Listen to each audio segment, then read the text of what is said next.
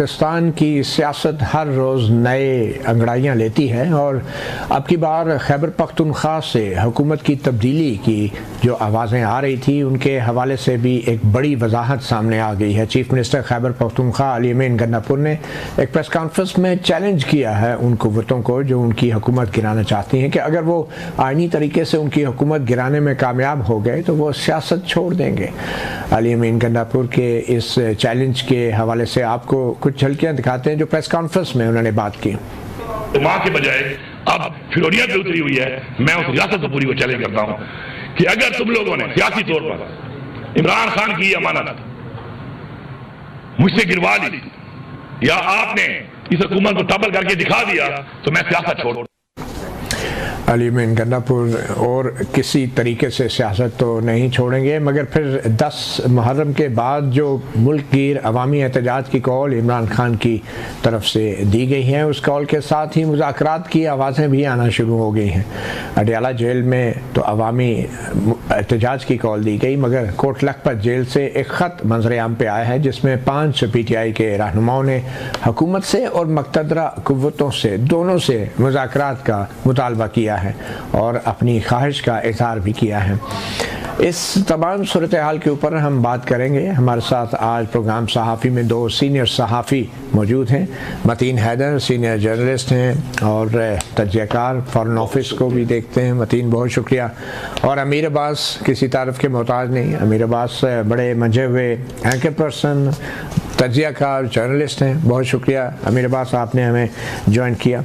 मतीन हैदर साहब, सबसे पहले तो आपकी नज़र में जो खैबर पख्तूनख्वा के अंदर अब मखसूस नशिस्तों के फैसले के बाद एक हलचल सी मची है और लोग तवक्को कर रहे हैं कि शायद जो है खैबर पख्तूनख्वा की हुकूमत गिर जाए, तो आपके नज़दीक कितना ज़रूरी है हमारे रियासती इदारों के लिए या वफाकी हुकूमत के लिए कि खैबर पख्तूनख्वा में हुकूमत को तब्दीली कर दिया जाए? मेरे ख्याल में तो अली अमीन गंडापुर बहुत अच्छे जा रहे हैं, वफाक के लिए भी और इदारों के लिए भी। जी पहले तो बहुत शुक्रिया प्रोग्राम में मदऊ करने का। बिस्मिल्लाहिर्रहमानिर्रहीम।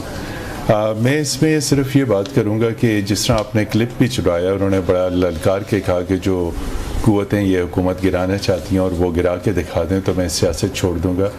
मैं समझूंगा, मैं इस पर यह कहूँगा कि अभी इस लम्हे के ऊपर जब हुकूमत बहुत सारे चैलेंजेस का ख़ुद शिकार है, अभी बहुत सारे चैलेंजेस हैं जिनकी तरफ हम बाद में, तो अगर इस वक्त महाजराई दोबारा इस्लामाबाद और पेशावर में शुरू कर दी गई उस हुकूमत को गिराने के लिए, या आपने देखा चंद महीने पहले भी ये चीज़ें चल रही थी जब फैसल करीम कुंडी और अली अमीन गंडापुर के दरमियान एक तू मैं चल रही थी कि हम तुम्हें ये कर देंगे। उसको उनकी एंट्री इधर KP हाउस में बंद कर दी गई थी। फिर ये अफवाहें गर्दिश कर रही थी कि गवर्नर राज लग जाएगा, लेकिन वो नहीं हुआ। अब अगर ये चीज़ दोबारा करते हैं तो आपकी जो इस वक्त हुकूमत जो दावा कर रही है कि इक़्तिसादी तरक्की हो रही है, फ़ॉरेन इन्वेस्टमेंट आ रही है, फ़ॉरेन पॉलिसी के अहदाफ हो रहे हैं, पाकिस्तान सलामती कौंसिल का प्रेसिडेंट बन रहा है, डिप्लोमेटिक लेवल के ऊपर वो हो रहे हैं, तो एक मरतबा फिर पाकिस्तान के अंदर और स्टॉक मार्केट ख़ास तौर पे, चूँकि स्टॉक मार्केट मतीउल्लाह जान साहब बराह रास्त असर करती है सियासी डेवलपमेंट के ऊपर। आपका प्रोग्राम भी सियासी है, तो अगर अमीर अब्बास साहब आपको क्या लगता है, हम ये टेलीविज़न पे देख रहे हैं अब जबकि सारी फोकस जो है मखसूस नशस्तों के बाद 27वीं तरमीम की भी बातें हो रही हैं, अली अमीन गंडापुर की हुकूमत गिराने की बातें हो रही हैं, तो ये क्या कोई मैसेज दिया जा रहा है ख़ास तौर पे अपोजिशन के जो सपोर्टर्स हैं, लीडरान हैं, कारकुन हैं, कि आप एहतजाज की बात कर रहे हैं, हम तो ये सब कुछ बदलने की बात कर रहे हैं, तो ये क्या इसका कोई इम्पैक्ट पड़ेगा कारकुनों के ऊपर जिनके लिए इमरान खान ने 10 मुहर्रम के बाद मुल्क की तहरीक चलाने का ऐलान किया? मेरा नहीं ख्याल इम्पैक्ट पड़ेगा। देखिए, नेल्सन मंडेला ने एक बड़ी ज़बरदस्त बात की थी। उसने कहा था कि अगर वोट चोरी ना हो तो वोट की ताकत गोली की ताकत से ज़्यादा होती है। लेकिन हो गए ना, लेकिन KPK में तो वोट मिला ना PTI को, वो तो चोरी करने के बावजूद, लेकिन वो तो मिले हुए भी काफ़ी अरसा हो गया ना, कुछ हो नहीं रहा। लेकिन लोग अभी भी वहाँ पे जो पब्लिक सपोर्ट है वो इंटैक्ट है PTI की। PTI से मुराद इमरान खान हम लेते हैं, बाकी तो जारी बात है किसी की वैस कितनी है, तो वहाँ लोग अभी भी इमरान खान के साथ खड़े हैं। जहाँ तक ये मैसेज का ताल्लुक है तो देखें मतीज साहब, जो कुछ इन 3 सालों में पाकिस्तान में हुआ है उसमें से कितना कुछ कितनी अनहोनियाँ हैं। नहीं वो तो ठीक है। मेरे पास सब सवाल ये है कि क्या लोग 10 मुहर्रम के बाद सड़कों पे निकलने के लिए तैयार हैं, और ख़ास तौर पे खैबर पख्तूनख्वा के अवाम जो हैं वो तैयार हैं मुल्क की एहतजाज के लिए, जैसा कि अडयाला जेल से अब पैगाम आ गया है?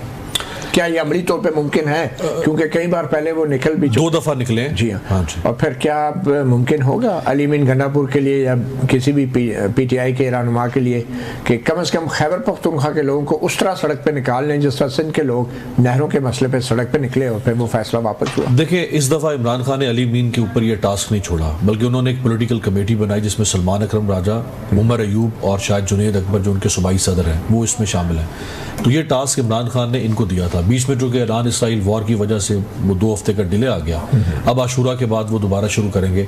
KPK में देखें लोग इंटैक्ट हैं और वो ज़रूर बाहर निकलेंगे। हाँ, ये सवाल हो सकता है कि पार्टी क्या वाकई दिल जमई से बाहर निकालती है या बददिली से बाहर निकालती है।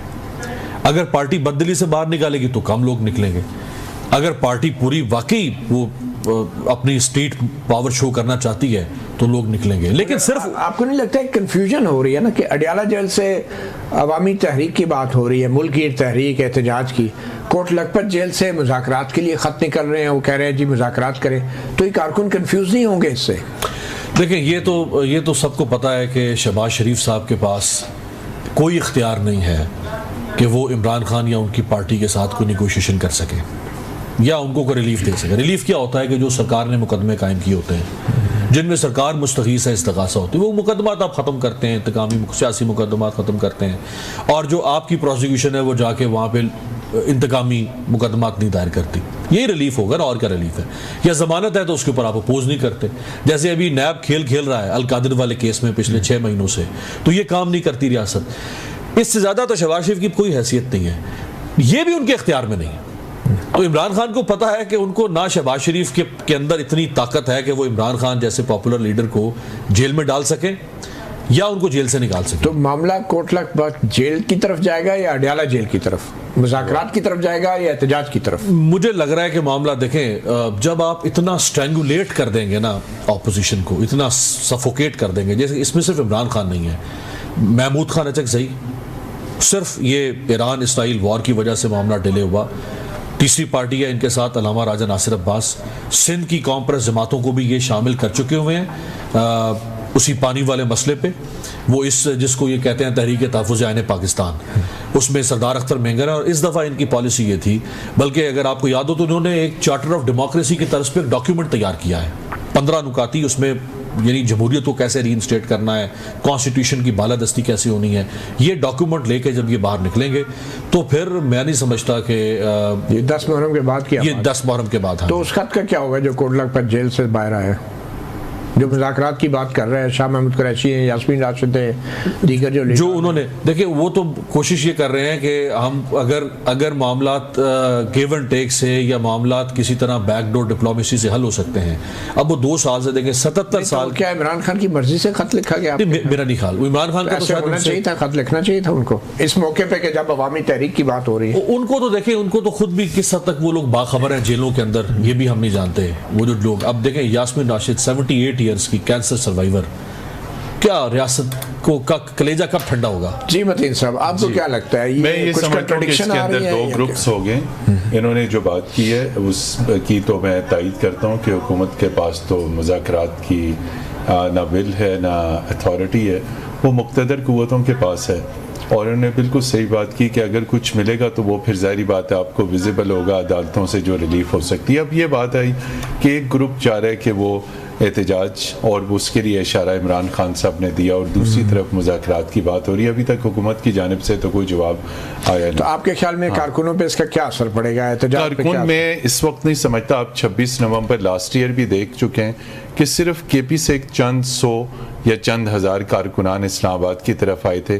कहाँ गया पंजाब जिसका बहुत बड़ा दावा? चंद सिंध के कारकुनान कहाँ गए? बलूचिस्तान के कारकुनान कहाँ गए? आज़ाद जम्मू एंड कश्मीर के कारकुनान कहाँ गए? गिलगित बल्तिस्तान पे PTI ने हुकूमत की, उसके कारकुनान कहाँ गए?